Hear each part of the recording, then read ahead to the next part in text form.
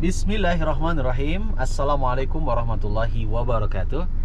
Jumpa lagi dengan saya, Dede Nugraha, di program Pergi Perjalanan Religi Mabruk TV.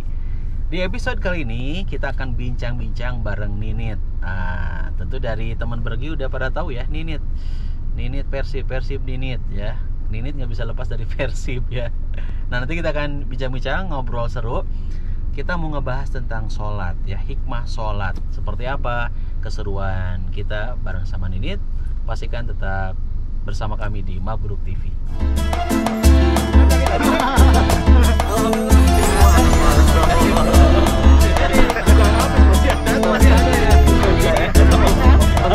Acara ini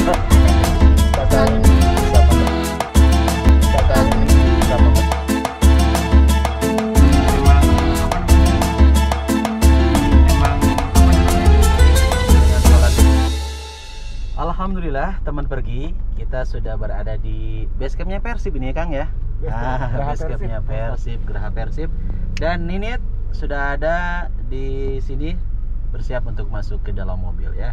Sibuk banget nih Teh Ninit ya, Masya Allah. Tapi menyempatkan untuk bareng ngonten di program Pergi. Assalamualaikum. Assalamualaikum warahmatullahi wabarakatuh. Waalaikumsalam warahmatullahi wabarakatuh. Teh Ninit apa kabar? Alhamdulillah. Alhamdulillah.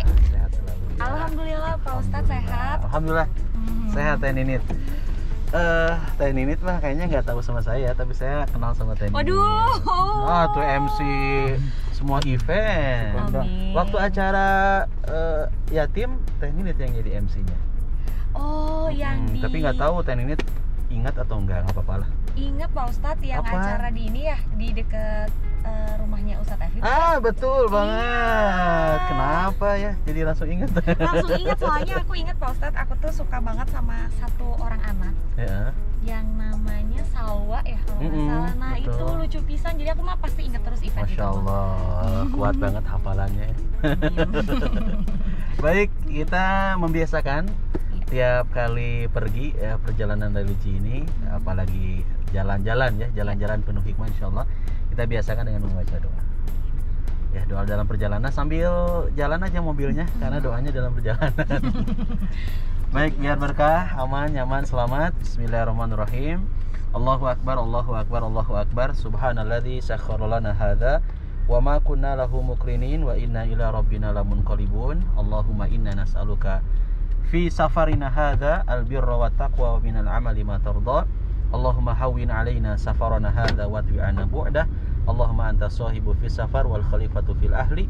Allahumma inni a'udzubika min wa'tha'is safar wa ka'abatil manzar wa su'il munqalabi fil mali wal ahli. Amin ya rabbal alamin. Baik, teman Pergi, kita bareng sama Teh Ninit. Ini Teh Ninit tuh kalau lihat kepoin Instagramnya banyak kata-kata yang dalam banget ya. Yakin cuma ngajak buka bareng. Iya. Nggak pengen bahagia sama-sama. Iya, tak kode maka tak peka ya. Baik. Dan hari ini, episode kali ini kita mau ngebahas tentang sholat nih Teh Ninit ya. Oke. Sholat ini Teh Ninit juga teman Pergi, kita tahu bersama ya, as-sholatu imadun. Sholat ini adalah tiangnya agama. Faman aqamaha faqad aqamadin. Barang siapa yang mendirikan sholat, maka hakikatnya dia telah mendirikan agama. Waman tarakaha faqad hadamadin. Namun sebaliknya, barang siapa yang meninggalkan sholat, maka sesungguhnya dia telah menghancurkan agama. Dan sholat adalah kewajiban sebagai seorang muslim. Kita harus melaksanakannya dalam satu hari, yang wajib adalah 5 waktu. Dan kalau kita perhatikan, banyak sekali hikmah yang bisa kita dapat dari pelaksanaan sholat. Yang pertama, sholat ini hikmahnya adalah menjaga kebersihan lahir dan batin. Orang yang sholat pasti harus terjaga lahirnya ya, bersih badannya, kemudian juga pakaiannya pun harus bersih gitu ya, adanya wudhu dan lain sebagainya, tempatnya tidak boleh ada najis ya, dan lain sebagainya. Yang kedua, sholat juga mampu menjaga kebersihan batin, bukan hanya lahir saja, batin juga harus terjaga. Buktinya apa? Orang yang sholat harus dilaksanakan dengan penuh keikhlasan. Karena kalau sholat tanpa keikhlasan tuh berat banget ya Teh. Iya. Tarawih, ada qiyamul lail di luar Ramadan, ada tahajud, kalau tidak dilandasi dengan keikhlasan, aduh berat gitu, apalagi harus bangun di sepertiga malam ya. Tapi kalau seseorang melaksanakan ibadah ya, sholatnya juga termasuk ibadah-ibadah yang lainnya dengan landasan ketulusan, kecintaan, keikhlasan, maka seberat apapun pelaksanaan ibadah itu akan terasa ringan ya. Nah, termasuk juga orang yang melaksanakan puasa Ramadan berbelas-belas jam gitu ya, bahkan di beberapa negara itu bisa sampai 22 jaman gitu kan. Tapi kalau dilandasi dengan keikhlasan kan jadi nggak berat, jadi ringan, jadi nyaman gitu. Dan Allah senang, cinta kepada orang-orang yang selalu menjaga kebersihan lahir dan batin. Innallaha yuhibbut tawwabin wa yuhibbul mutatahhirin. Allah suka, Allah cinta kepada orang-orang yang taubat dan orang-orang yang membersihkan dirinya. Yang kedua, hikmah dari sholat ini teman pergi adalah orang yang sholat ini pasti akan menjadi orang-orang yang selalu merasa diawasi sama Allah. Teh Ninit sesibuk apapun MC, sesibuk apapun jadi penyiar radio, ketika waktunya sholat aja gitu ya. Pas ditanya Teh Ninit kenapa sholat, padahal kan nggak ada yang ngelihat Teh Ninit, terus nggak ada yang memantau Teh Ninit. Tapi sepadat apapun Teh Ninit, secapek apapun pulang ke rumah capek Ustadz, pas kemudian ketiduran 5-10 menit, tiba-tiba bangun, ingat belum sholat isya. Teh Ninit melaksanakan sholat isya ya, meskipun udah ngantuk banget, udah capek banget. Kenapa demikian? Karena muraqabah ya, jadi merasa diawasi sama Allah, merasa dipantau oleh Allah. Orang melaksanakan sholat nggak ada yang kemudian tidak wudu ya, pasti dia akan awali dengan wudu. Kenapa? Karena merasa diperhatikan sama Allah. Dan merasa diperhatikan, diawasi sama Allah ini disebut dalam hadis itu adalah ihsan. Ihsan itu adalah anta'budallaha ka'annaka tarah fa in lam takun tarah fa innahu yaraka. Engkau beribadah kepada Allah seolah-olah engkau melihat Allah, dan jika engkau tidak melihat Allah, sesungguhnya Allah melihat engkau. Jadi Allah selalu mengawasi setiap gerak-gerik kita, apa yang lahir dan apa yang batin Allah mengetahuinya. Termasuk sholat ya. Jadi sholat ini mendidik manusia menjadi orang-orang yang merasa diperhatikan sama Allah. Kalau sholatnya benar, ibadahnya benar, maka insya Allah dalam kehidupan juga akan benar. Iya. Gitu ya. Jadi orang merasa diawasinya bukan hanya pada ibadah mahdhah sholat saja, dalam kehidupan sehari-hari, bekerjanya gitu ya, sekolahnya, kuliahnya, mau ada dosen nggak ada dosen ya tugas harus dikerjakan. Ketika kerja mau ada bos nggak ada bos, etos kerjanya tetap dipertahankan gitu ya, tetap ditingkatkan, disiplin waktu ya, kemudian juga kejujuran dan lain sebagainya. Nah, bicara mengenai disiplin waktu termasuk hikmah sholat yang ketiga teman pergi. Orang yang sholat ini pasti akan disiplin waktunya. Kenapa? Karena orang yang sholat kan nggak mungkin dia sholat tanpa memperhatikan waktu. Setiap muslim yang sholat harus mengetahui waktu-waktu yang sudah ditentukan ya. Inna sholata kanat alal mu'minina kitaban mawquta. Karena sesungguhnya sholat ini adalah fardu atas orang-orang yang beriman, fardu yang telah ditentukan bagi orang-orang yang beriman. Jadi sholat itu jelas ada aturan mainnya, ada waktunya. Tidak boleh kita tiba-tiba sholat wajib tapi di luar dari waktu yang telah ditetapkan. Dan terakhir, hikmah dari sholat itu akan memupuk kebersamaan. Adanya jamaah, sholat berjamaah gitu kan. Kalau kita lihat hikmahnya, Masya Allah. Jadi orang muslim itu satu bersatu bersaudara, saling memperhatikan kebutuhan, kesulitan orang lain. Karena orang mukmin ini kata Rasulullah kal jasadil wahid, seperti satu tubuh. Ketika yang lain merasakan sakit, maka kita pun akan sakit. Dan orang yang tidak pernah memperdulikan terhadap urusan orang lain, man lam yahtama bi amril muslimin falaisa minhum. Barang siapa yang tidak peduli terhadap kesulitan, kesusahan orang lain, maka sesungguhnya dia bukan termasuk golongan mereka. Jadi dengan sholat ini insya Allah kita akan menjadi pribadi-pribadi yang selalu berjamaah ya, selalu bersama-sama, selalu membantu dalam situasi kondisi ketika saudara kita yang sedang mengalami kesulitan. 4 hikmah sholat. Ini singkat aja teh ya, singkat padat. Nanti kita bisa perluas dengan pertanyaan dari Teh Ninit mengenai kaitan dengan sholat, hikmah sholat ini. Silakan Teh Ninit. Pak Ustadz, kalau misalnya tadi kan Pak Ustadz udah jelasin 4 ya Pak Ustadz. Betul. Hikmahnya gitu kan. Tapi kan tadi berbicara soal keikhlasan ya Pak Ustadz. Ya, keikhlasan. Nah, kalau keikhlasan ini kan kadang-kadang kitanya mungkin udah ngerasanya kayak ikhlas gitu Pak Hmm. Ustadz ya. Tapi sebenarnya belum 100% Pak Ustadz. Nah, itu gimana sih supaya emang benar-benar sholatnya tuh ikhlas gitu? Ada yang emang kan kadang-kadang kalau misalnya sholat nih Pak, udah waktunya gitu ya, Iya. udah waktunya sholat terus yang harus kalau bahasa Sunda mah harus digeingkeun gitu kan Pak Ustadz ya. Oh, digeingkeun. Apa itu digeingkeun? Digeingkeun gitu. Apa ya bahasa Indonesianya apa ya? Agak bingung kalau misalnya membahasa Indonesia kan bahasa Iya, Sunda bahasa gitu. Sunda. Karena kaya banget ya. Iya. Jadi Iya, kalau bicara mengenai ikhlas, ini kan bicara mengenai niat ya. Niat itu kata para ulama, qasdu syai'i muqtaranan bi fi'lihi wa mahalluhu al-qalbu. Jadi niat itu bermaksud terhadap sesuatu yang disertai dengan perbuatan. Kalau niat ikhlas, wa mahalluhu al-qalbu, dan niat itu tempatnya adalah dalam hati. Dan niat ikhlas itu kata Syekh Al-Munajjid mengutip pernyataan Ibnu Qayyim Al-Jauziyah, ikhlas itu adalah motivasi diri dalam beramal murni semata-mata karena Allah. Jadi nggak ada harapan dipuji, nggak ada harapan disanjung, diberikan apresiasi, di like, share, komen, dan subscribe gitu ya. Jadi kalau orang ikhlas tuh teh jadi kayak susu murni, bersih gitu, nggak kecampur sama apapun, tulus aja gitu, tulus, bersih, sehingga ketika dia melaksanakan sholat, pas begitu waktunya, bahkan sebelum waktunya pun dia sudah bersiap untuk menyambut pelaksanaan sholat tersebut. Kalau kita lihat teh, masya Allah ya, ada jamaah haji, jamaah umroh, kalau teteh mungkin juga punya pengalaman, masya Allah teh, 2 jam sebelum waktu sholat itu jamaah sudah memadati Masjidil Haram, Masjid Nabawi. Itu 2 jam loh jelang pelaksanaan, jelang waktu azan berkumandang. Ketika ditanya kenapa, ya satu karena keutamaan Masjidil Haram, keutamaan Masjid Nabawi. Kedua karena memang adanya keikhlasan gitu, adanya tarikan yang luar biasa.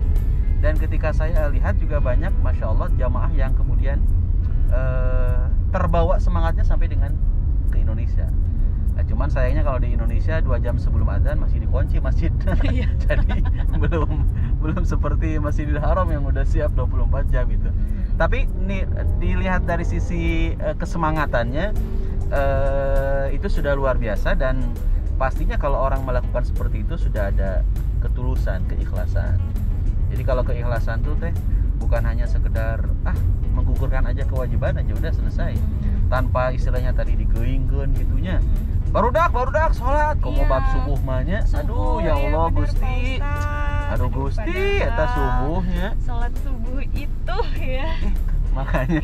Makanya kalau seseorang tadi yang pertama hikmah sholat ini menjaga kebersihan lahir dan batin. Kalau batinnya udah bersih, kalau batinnya udah bener gitu kan, sholatnya ikhlas karena Allah, maka mau sholat subuh ya, jangankan sholat subuh ya, mau sholat taraweh, mau sholat tahajud, mau sholat qiyamul lail, mau sholat duha gitu kan, ketika meskipun itu ada sunnah gitu kan, kalau niatannya ikhlas mah enak aja, nyaman aja gitu. Justru sebaliknya, ketika seseorang tidak ikhlas, tidak tulus, meskipun ada pelaksanaan ibadah itu yang ringan jadi berat ya. Iya. Ya, betul nggak? Iya betul. Betul sih Pak Ustadz. Cuman emang benar ya. Balik lagi semuanya berarti ke niat ya Pak Ustadz. Betul. Niat. Tadi sama Pak Ustadz disinggung sholat subuh. Iya itu. Iya. Kayak Kasindir ya. Iya Pak Ustadz. Tapi kalau sholat tuh ya, kenapa Pak Ustadz kayak yang subuh sama maghrib itu kan waktunya kayak cepet banget ya Pak Ustadz ya. Nah kalau misalnya sholat asar atau zuhur kan memang kan jedanya agak lama ya Pak Ustadz ya. Jadi masih bisa kayak ya udah gitu kan, tarik nafas dulu. Betul, gitu. Tapi kan kalau subuh mah sama maghrib mah udah habis lagi gitu kan. Nah, mepet ya. Tapi ya sebaiknya memang kalau misalnya tadi Pak Ustadz bilang gitu kan ya, 2 jam sebelumnya iya masjid-masjid sekarang dikunci. Tapi kan kalau misalnya perempuan mah ya Pak Ustadz ya, bisa di rumah aja juga nggak apa-apa. Betul. Ya Pak Ustadz ya. Ya, nah, sebaik-baiknya sholat perempuan adalah di rumah. Jadi suka ada istilah gini teh, bisa itu karena terbiasa ya. Betul. Jadi ketika kita membiasakan, dan ini penting juga, ini tugas peran orang tua memberikan pendidikan kepada anak ya, sejak kecil ditanamkan nilai-nilai agama gitu kan, sholatnya. Ade sholat ya, yuk sama mama sholat, mamanya juga ikut sholat. Iya. Jangan sampai, punten mohon maaf banget, ini banyak kasus yang terjadi dan banyak juga yang curcol akhirnya ya. Gimana sih Ustadz? cara sukses mendidik anak tuh, kok anak saya itu nggak pernah mau nurutin saya untuk laksanakan sholat. Ternyata kasusnya ini adalah, mohon maaf, banyak banget orang tua yang tidak menjadi teladan bagi anak-anak. Oh, oke. Ade sholat, sholat. Ternyata masih anteng aja nontonin sinetron sama drakor kan. Katanya sholat, tapi kok mamahnya nggak sholat gitu. Katanya bapaknya, ayahnya, papahnya nyuruh sholat, tapi masih anteng dan asyik nonton bola gitu ya.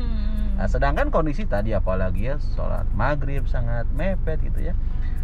Sehingga jangan salahkan anak ketika anak kemudian belum soleh ya, karena bisa jadi mungkin orang tuanya juga belum soleh.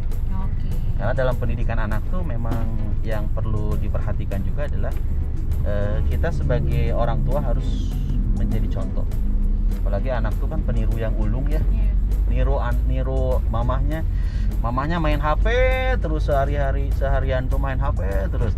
Beda lagi dengan mamahnya yang Masya Allah Quran terus yang dibaca tuh ya, pasti anaknya juga akan ngikutin jadi seperti mamahnya gitu. Berarti kalau misalnya memang pengen punya anak yang soleha gitu ya, dicontohin juga sama kita ya Pak Ustadz ya, jangan nyuruh wajib sholat, ngaji, tapi kita ya tidak memberikan contoh yang baik. Jadi mungkin betul. Bisa bareng-bareng gitu Pak Ustadz ya. Ya betul. Dan ini memang konsep darah sukses ya, mendidik anak tuh, kata Dr. Abdullah Nasir Ulwan dalam bukunya Tarbiyatul Aulad fil Islam. Bagaimana pendidikan anak dalam Islam itu salah satunya adalah harus memberikan keteladanan, harus ngasih contoh. Karena kalau kitanya nggak ngasih contoh, apalagi mohon maaf kadang banyak orang tua yang menyerahkan sepenuhnya ke pesantren, menyerahkan sepenuhnya ke madrasah gitu ya, menyerahkan sepenuhnya ke guru-guru ngaji, ustadz ngaji. Tapi begitu balik ke rumah, lingkungan rumahnya tidak terkondisikan, lingkungan rumahnya tidak menjadi contoh, maka jangan disalahkan kemudian ketika anak juga jadi jauh dari Allah. Karena bisa jadi mungkin orang tuanya juga jauh dari Allah. Tapi kembali lagi Pak Ustadz ke hikmah sholat yang tadi Pak Ustadz sempat sampaikan itu. Kalau misalnya ke anak nih Pak Ustadz, walaupun aku belum punya anak ya Pak Ustadz ya. Nah tapi kan persiapan nih Persiapan, betul, nah, harus ada ilmunya ya. Iya, itu apakah memang harus dijelasin sama anak empat-empatnya langsung atau memang satu-satu? Oh, tentang hikmah sholat ya. Ya, kalau bicara mengenai hikmah dari pelaksanaan sholat ya, nanti juga si anak itu akan terasa ya ketika mereka melaksanakannya ya. Iya. Dari keseharian, dari pelaksanaan, dari penunaian juga kan ada apa ilmu-ilmu kaitan dengan sholat. Kayak pertama aja tadi yang poin yang pertama, menjaga kebersihan lahir. Anak juga kan pasti diajarkan oleh orang tuanya, oleh gurunya di sekolah gitu ya. Sebelum sholat harus wudu gitu ya. Kemudian bajunya ya, pakaiannya juga harus yang bersih. Tempat sholatnya nggak boleh ada yang najis gitu ya. Kemudian juga hal-hal yang sekiranya akan mengurangi kekhusyuan. Kadang suka ada sholat tapi di depannya itu banyak gambar-gambar atau apalah gitu kan, Pak. Televisi atau apa, atau handphone, apapun lah yang sekiranya mengganggu kekhusyuan, itu harus dihindarkan. Jadi ketika itu memang sudah jadi kebiasaan dan pembiasaan, nanti secara tidak langsung juga anak akan tahu, oh iya, sholat itu betul-betul punya hikmah. Pertama aja udah ngejaga kebersihan lahir kita gitu ya. Sekarang alhamdulillah banyak anak-anak muda yang kemudian bisa merasakan ya dengan fenomena hijrah ini ya, luar biasa Teh Ninit ya.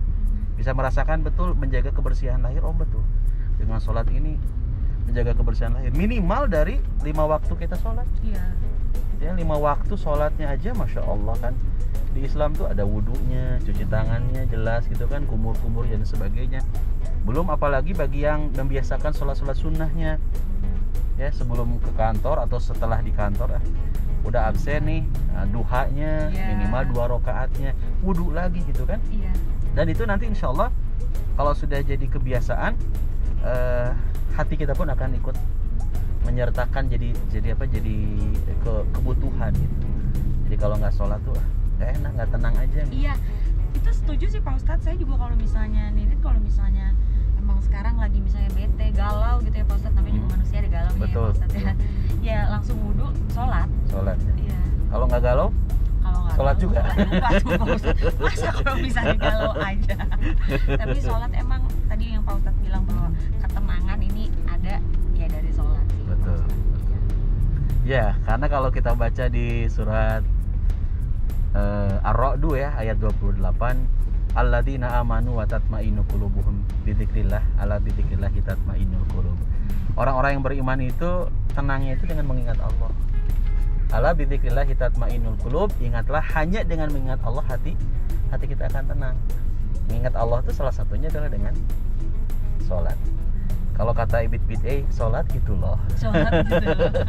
Sholat gitu loh. Jadi sholat gitu loh gitu ya Pak Sholat, Ustadz ya. iya.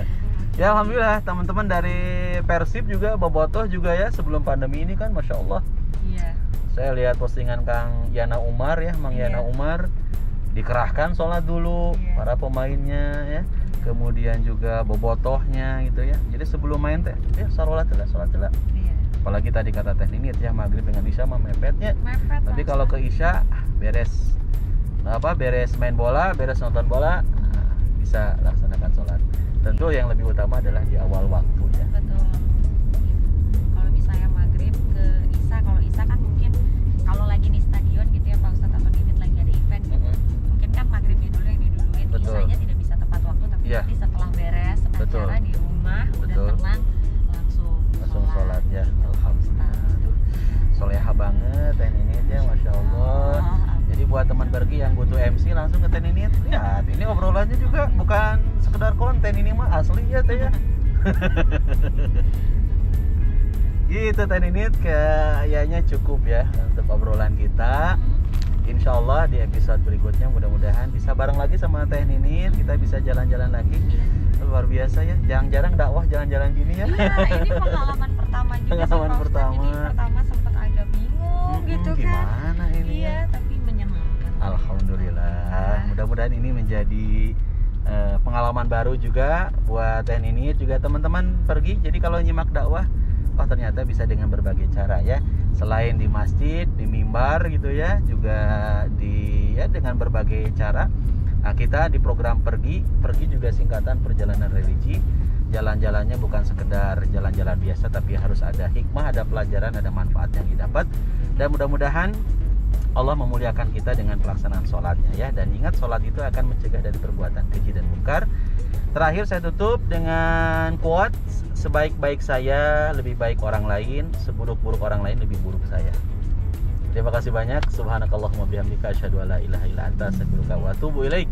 Wassalamualaikum warahmatullahi wabarakatuh. Sabarkan hati dan pikiran, mari kita sambut kemenangan. Oh, oh, marhaban ya Ramadan. Oh, oh, marhaban syahrul siyam. Oh, oh, marhaban ya Ramadan. Oh, oh, marhaban syahrul siyam.